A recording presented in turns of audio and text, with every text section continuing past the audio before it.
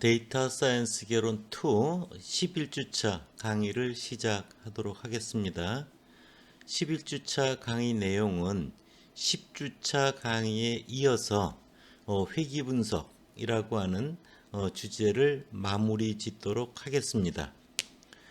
지난 10주차 마지막 시간을 보면 회귀 모형을 세우고 그 회귀 모형을 추정하고 또 검정하고 하는 그런 적합된 추정된 회귀 모형에 대해서 그것이 제대로 되었느냐의 문제를 잘 살펴보는 것, 회귀 진단에 대해서 말씀을 드렸고요. 회귀 진단은 크게 주제가 세 가지가 있는데 원래 반응값 yi에서 예측값 y hat i를 뺀 잔차 찌꺼기죠. 그 잔차 분석을 통해서 특이값을 검출하는 것, 그래서 표준화 잔차를 이용해서 해결한다는 것을 설명을 드렸고요. 회귀 분석의 회귀 진단의 큰 내용은 세 가지인데 그 중에 두 번째 영향력 검증과 또 다중공손성의 문제를 검토하는 것을 11주차 첫 번째 시간에 시작을 하도록 하겠습니다. 슬라이드를 넘기겠습니다. 먼저 회귀 진단의 두 번째 주제 영향력 진단이라고 하는 겁니다. 인플루언스라고 영어로 표현을 하고요. 영향력 진단이라고 하는 것은 뭐냐면은 여러분들 슬라이드 이쪽에 가운데 그림을 보면요. 빨간 점으로 되어 있는 데이터가 있고요. 맨 우측 위에 보면 녹색 점도 하나 여러분들 보이시죠? 그래서 녹색 점이 없을 때는 빨간 점을 대변한 직선이 좀 눕혀져서 그려질 거고요. 회귀 직선이. 녹색 점을 포함하면 그 눕혀진 것보다 위쪽으로 조금 더 기울기가 가파라지겠죠. 그런 회귀 직선이 형성이 될 겁니다. 즉 뭐냐면은 우리가 만약에 n개의 자료를 가지고 회귀 분석을 했다. 그 결과를 우리가 생각해 보고요. n개 중에 한 명의 자료를 제외했어요. i번째 자료를 제외하면 n-1개 자료가 남죠. 그걸 가지고 회귀 분석하면 결과가 나오겠죠. 자료가 하나 들어가고 빠짐에 따라 그 차이가 다 집어넣고 한 결과와 자료 하나를 빼고 한 결과의 차이가 크게 달라진다라고 하면 우리가 분석한 내용, 적합한 회귀 모형은 안정적인 결과가 아니라는 거잖아요. 그래서 바로 영향력 진단이라고 하는 것은 이렇게 적합된 회귀 모형이 안정성이 있는가 없는가를 평가하는 방법이고요.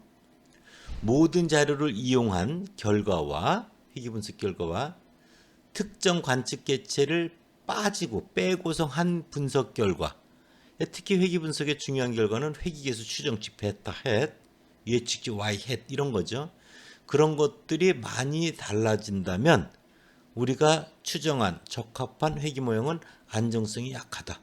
그런 영향력을 크게 주는 관찰 개체가 무엇인가를 찾아내보자 하는 것이 영향력 진단의 핵심 내용이 됩니다. 원래는 그런 특정 개체 하나가 들어가고 빠짐에 따라 결과가 크게 변하지 않는 것이 좋은 거죠. 그런 것들에 있어서 영향을 크게 준다는 것은 우리가 분석한 결과에 대해서 믿기가 쉽지가 않잖아요. 안정적인 결과로서. 그래서 그런 것들을 진단하는 통계량이 크게 세 가지가 이용이 되는데요. 첫 번째가 맨 아랫줄에 나와 있는 COOK/D라고 하는 거예요.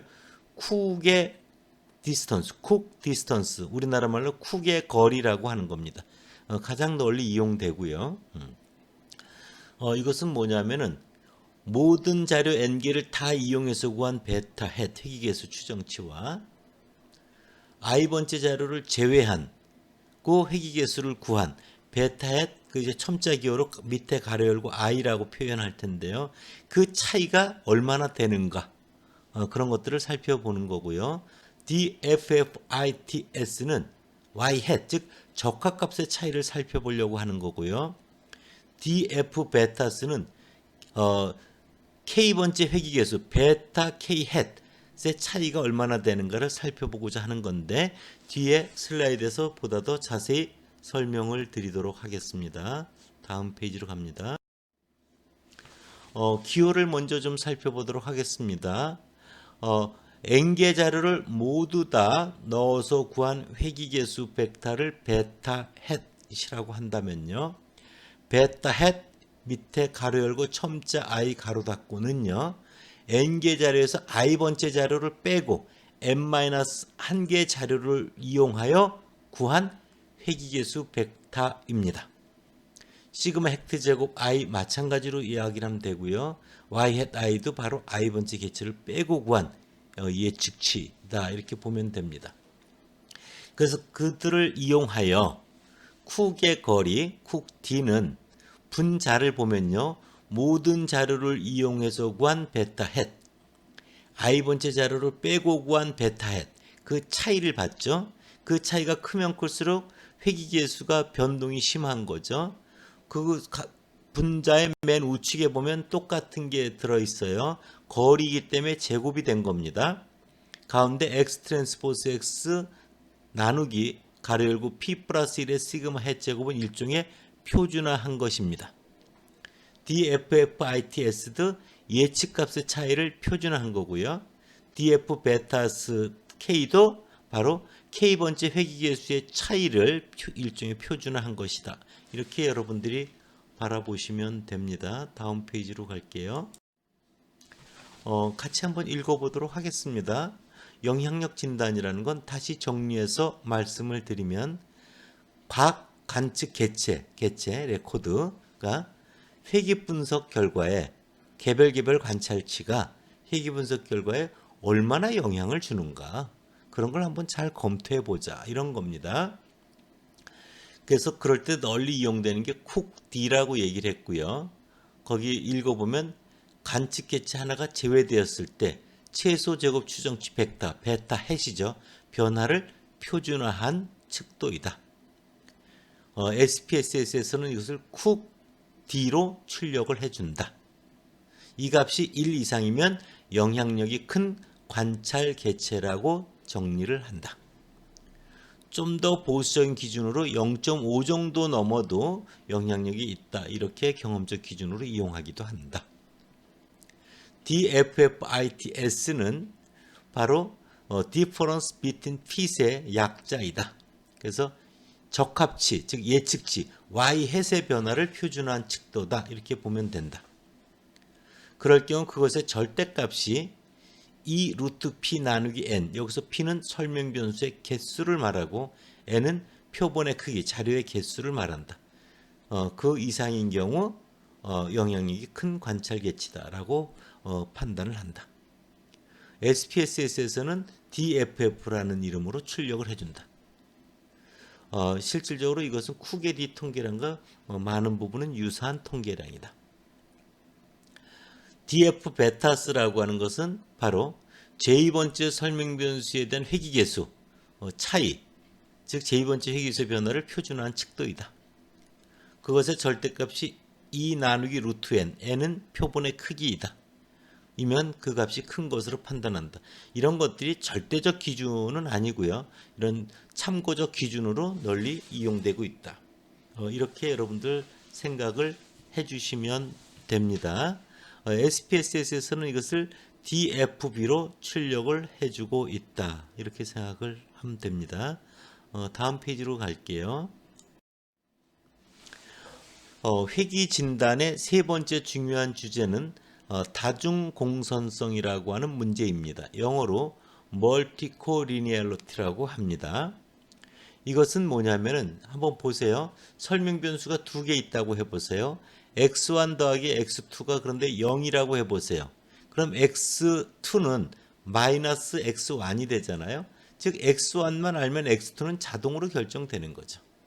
그래서 설명 변수가 두 개가 있지만 이 경우는 둘 중에 하나만 있으면 나머지 하나는 자기 역할을 못하는 거죠.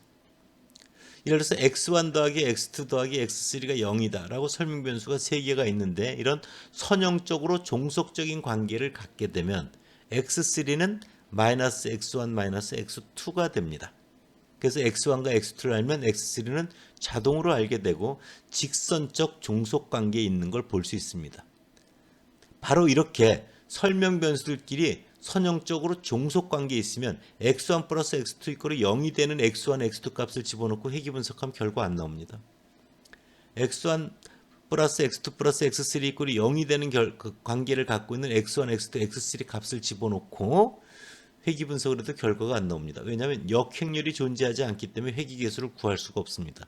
바로 이런 식으로 그것이 완전히 0이 아니더라도 0에 근사한 그런 선형 종속적 관계에 있으면 회귀계수의 추정이 굉장히 불안하게 됩니다. 그리고 다른 설명변수들의 선형결합으로 표현된 설명변수는 추가적인 자기 역할을 하지 못하기 때문에 그런 변수는 필요가 없다. 즉 제외하고 회귀 분석을 해야지 되는 것이 반드시 필요하다. 그래서 이 경우는 공선성, 공통된 선형적 성질이 중복해서 많이 있다. 이런 뜻이에요. 그래서 이것은 설명변수가 너무 많아서 발생하는 문제이고요. 단순 회귀에는 존재하지 않습니다. 그래서 이와 관련되는 설명변수들의 선형 종속 관계가 거기 식으로 a0 플러스 a1 x1 플러스 점점점 ap xp 이꼴 0 이런 형태에 있으면 설명변수 그 중에 하나는 나머지 설명변수들의 선형적 결합으로 표현되기 때문에 제 역할을 하지 못한다. 그런 변수는 제외해야 된다. 다중공선성의 문제를 일으켜서 회귀계수의 추정을 불안하게 해서 결과가 이상하게 되기 때문에 그렇다. 이와 관련되는 진단 통계량이 거기 나와 있습니다. 먼저 RK제곱에 대해서 설명을 드리도록 하겠습니다. 설명 변수가 x1부터 xp까지 있어요. p개가 있습니다. 그 중에 하나 k번째 설명 변수 xk를 반응 변수로 두고 나머지 p-1개의 설명 변수를 가지고 회귀 분석을 한 거예요. 그럴 때 모형의 설명력이 RK제곱입니다. 그러니까 RK제곱이 1이라고 하는 것은 뭘 의미하냐면 x1부터 xp까지의 p-1개의 설명 변수들에 의해서 xk 설명 변수는 완벽하게 100% 설명이 된다. RK제곱 이꼴 1은. 따라서 xk는 다른 설명 변수의 결합으로 표현되므로 xk는 필요가 없다. 이런 거예요. 근데 RK제곱이 0이라고 하면 뭐가 돼요? xk는 다른 설명 변수들의 선형 결합으로 설명되고 있지 않다. 그래서 xk는 반드시 필요하다. 이렇게 되는 겁니다. 그런 의미에서 RK제곱을 이해해 주면 되고요. 털러런스라는 건 허용 한계라고 해서 RK제곱이 0.9다 그러면 어떻게 되냐면요. XK라고 하는 설명 변수는 다른 설명 변수들에 의해서 90%가 설명되고 있다. 그래서 1-0.9 하면 0.1은 즉 0.1을 그럴 경우 이를 허용 한계로 우리가 두려고 한다. 이런 거고요. 제일 널리 이용되는 VIF는 이런 것을 이용하여 만든 통계량인데요. 분산 확대 인자라고 합니다. VIF, Variance Inflation Factor 이런 겁니다. 1-RK 제곱분의 1이거든요. RK 제곱이 0.9다 그러면 10이 되죠. 즉 XK라고 하는 설명 변수가 다른 설명 변수들에 의해서 90% 설명이 되면 즉 VIF가 10이 되면 그 이상이 되면 바로 이 XK는 불필요한 변수. 즉 이 변수가 들어가서 회귀 분석에 피해를 입혔다. 이렇게 봅니다. 그래서 다중공성의 문제가 있다 이렇게 봅니다. 보통. 그래서 VIF가 10 이상이면 해당되는 설명 변수가 다중공성의 문제를 일으키고 있다 이렇게 보면 되고요. 또 하나 널리 이용되는 통계량이 컨디션 넘버라고 하는 것입니다. 상태 지수라고도 표현하는데요. 이것은 여러분들 그 가로축을 x1이라고 하고요. 세로축을 x2라고 해보세요. 그리고 일사분면에 타원을 한번 그려보세요. 타원을 그렸을 때 타원의 중심에서 긴 축의 길이를 루트 람다 1이라고 하고요. 단축의 길이를 루트 람다 2라고 합니다. 그래서 그 타원이 가늘면 가늘수록 직선 관계죠. x1하고 x2가. 그래서 선형 종속적 관계가 있는 거거든요. 그래서 띠가 가늘면 가늘수록 타원이 가늘게 그려지면 그럴수록 장축은 길고 단축은 짧아져요. 그럴 때 그 장축의 길이 루트 람다 1 나누기 루트 람다 2 이렇게 한 값이 상태지수입니다. 그래서 상태지수가 크다라는 건 타원이 가늘다. 즉 x1과 x2가 선형적 종속관계가 심해진다. 그래서 그 값이 100 이상이면 다중공선성에 피해를 입혔다. 이렇게 결론을 내립니다. 다음 페이지로 가볼게요. 다중공선성의 검토와 대책이라고 하는 슬라이드인데요.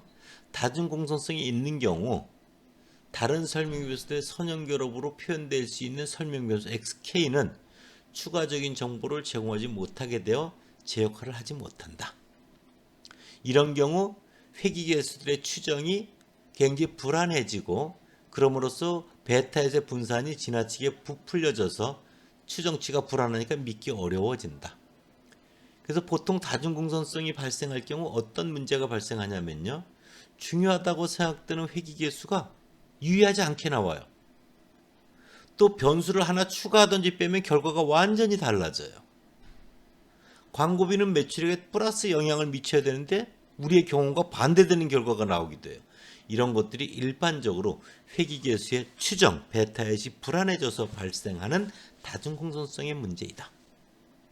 이럴 경우는 다중공선성의 문제를 일으키는 변수를 제거해야 됩니다. 그 다음에 조금 더 어렵고 고급적인 기법이긴 하지만 능형회귀, 즉 리치 리그레션이라는 방법이 있거든요. 아직 1학년들은 여기까지 알 필요 없습니다. 또는 주성분 회귀라고 하는 방법도 있거든요. 이것 또한 여러분들 알 필요가 없습니다. 이런 방법들을 이용해서 일정 부분 해결해낼 수 있다. 가운데에 있는 두 번째는 비용과 시간이 많이 드는 이야기고 그냥 이론적인 얘기입니다. 현실적으로는 그렇게 하기가 어려워요. 보다 더 넓은 범위에서 x들을 취합함으로써 그래서 선형적 성질을 벗어나게 만드는 그런 이야기입니다. 다음 페이지로 갈게요. 다중공선성을 설명하는 통계량 대표적인 거 두 개 거기 나와 있어요. 분산 확대인자 VIF는 1-RK 제곱분의 1이었죠. 그래서 RK 제곱이 0.9 이상 설명되면 즉 해당 설명 변수가 다른 설명 변수에서 90% 이상 설명되면 VIF 값은 1-0.9분의 1, 10 이상이 되거든요. 이런 경우 다중공선성에 피해를 입혔다. 이렇게 보는 거고요. 상태지수 또한 고유치 고유벡터 분해라고 하는 어려운 부분이 있는데요. 1학년들은 그냥 이렇게 생각하세요.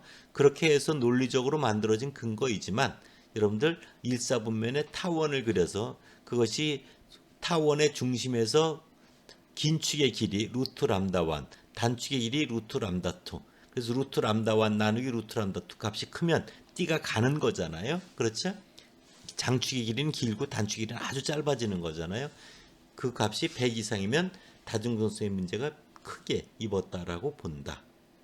자, 다음 페이지로 갈게요. 예를 보도록 하겠습니다. 화면에 보면 알지만 다중공선성.sav라고 하는 데이터이고요. 맨 왼쪽이 반응변수 y, x1부터 x4까지가 설명변수 4개입니다. 분석 메뉴에서 회귀 분석을 누르고요. 회귀 분석 메뉴에서 통계량 메뉴를 누르면 그 화면에 있는 것과 같이 우측 중간에 공선성 진단이라는 게 보이죠. 공선성 진단. 거기에 이렇게 파란색으로 버튼 체크되어 있는 거 보이시죠? 그걸 누르면 다중공선성을 체크해 준다. 다음 페이지로 갈게요. 분석 결과를 한번 잠깐 보도록 할게요. 먼저 여러분들 출력 결과 모형 요약, 분산 분석, 그 아래 계수가 있는데요. 중간에 있는 분산 분석을 보면 회귀와 관련되는 것에 F값이 4.404, 유의확률 값이 0.015로 0.05보다 작죠. 그래서 귀무가설, 설명변수가 4개니까 베타1 이꼬로, 베타2 이꼬로, 베타3 이꼬로, 베타4는 0이라는 귀무가설을 기각하게 됩니다. 즉 적어도 하나의 설명변수는 반응변수 y를 예측하는데 통계적으로 유의한 영향을 주고 있다. 이런 결론을 내린 거죠. 그런데 왼쪽에 맨 아래 계수에 보면은요. 모형의 설명변수 x1, x2, x3, x4가 있고요. t 검정을 한 결과를 보면은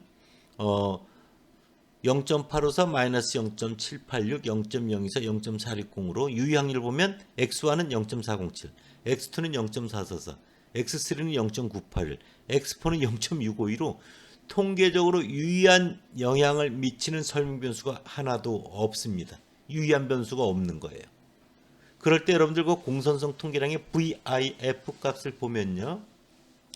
맨 우측에 보면은 x3에 17.688, x4라는 변수에 대응되는 값 31.442로 VIF 값이 10 이상이 두 개나 있죠. 이럴 때 한꺼번에 두 변수를 제거하는 거 아니고요. 변수 하나씩 순차적으로 제거하는 겁니다. 일단 후보는 뭐예요? x4를 제거하자. 이런 생각을 가질 수 있고요. 우측의 공선성 진단이라고 하는 거에 보면 두 번째 열에 고유값이라고 돼 있죠. 그래서 여러분들 4.950이 람다 1이고요. 람다 2가 0.029, 람다 3가 0.014, 람다 4가 0.006, 그리고 마지막 .000 뒤에 뭐 더 있겠죠가 람다 5입니다. 그럴 때 상태 지수를 보면요. 두 번째 것부터 13.011을 설명해 볼게요. 13.011은 루트 4.950 나누기 0.029의 루트를 씌우면 13.011이 나옵니다. 그 아래 18.963은요. 루트 분자에 4.950 나누기 0.013면 18.963이 나옵니다. 맨 마지막에 보면 120.38이라고 하는 100이 넘는 상태 지수가 보이죠? 그럴 때 그 우측의 분산 비율을 보면 X1의 0.88, X3의 0.94, X4의 0.99가 있습니다.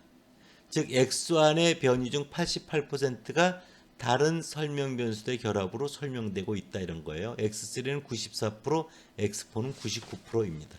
다음 페이지로 가볼게요. 그래서 결과 해석을 한 걸 보면요. 분산 분석부 F 토론계량을 통해서 기무가설이 기각된 이야기가 앞서 설명한 말이 나와 있고요. 4개 설명 독립변수 X1, X2, X3, X4에 대한 P값이 전부 유의한 게 하나도 없다라는 걸 볼 수 있고요.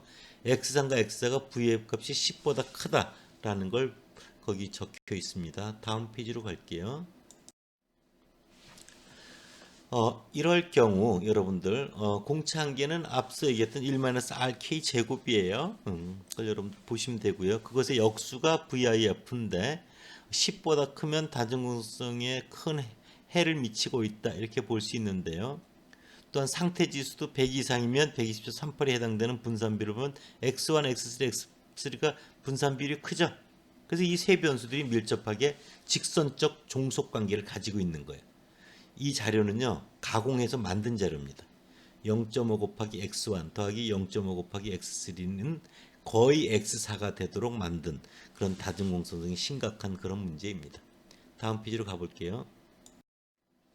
그래서 x4 다중공성성을 일으키는 설명 변수를 제외하고요.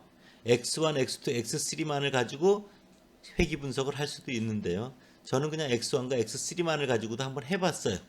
그랬더니 중간에 분산 분석표에 F값 9.231, 유의확률 0.002로 유의하고요. 그 다음 X1하고 X3, X1에 대한 T검정, 유의확률이 0.007, X3는 0.078. 굉장히 10% 유의 수준에서 둘 다 유의하죠. 아까는 유의한 게 하나도 없었잖아요. 완전 다른 결과를 준다는 걸 볼 수 있고요. VIF 값 공선성 통계량도 보면 10 이상이 없습니다. 그래서 다중공성 문제가 해결이 됐다는 걸 볼 수 있습니다. 그와 관련되는 내용이 거기 12쪽의 우측에 변수 x1과 x3만을 이용해서 회귀 분석한 거다. 결정 계수는 0.51로 모형 설명이 약간 작았으나 수정 결정 계수는 좋아졌다. 수정 결정 계수는 이후에 다시 여러분들 설명을 드릴 겁니다. 설명 변수로 이용한 x1과 x3가 유의수준 10%에 각각 유의한 결과를 줘서 앞서 아무것도 유의하지 않았던 그 분석 결과와 다른 결과를 주고 있음을 확인할 수 있다.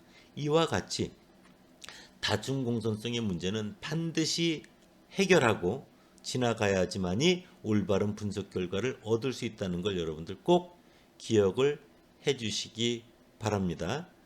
여기까지 일단 여러분들 1교시 수업을 마치도록 하겠습니다. 감사합니다.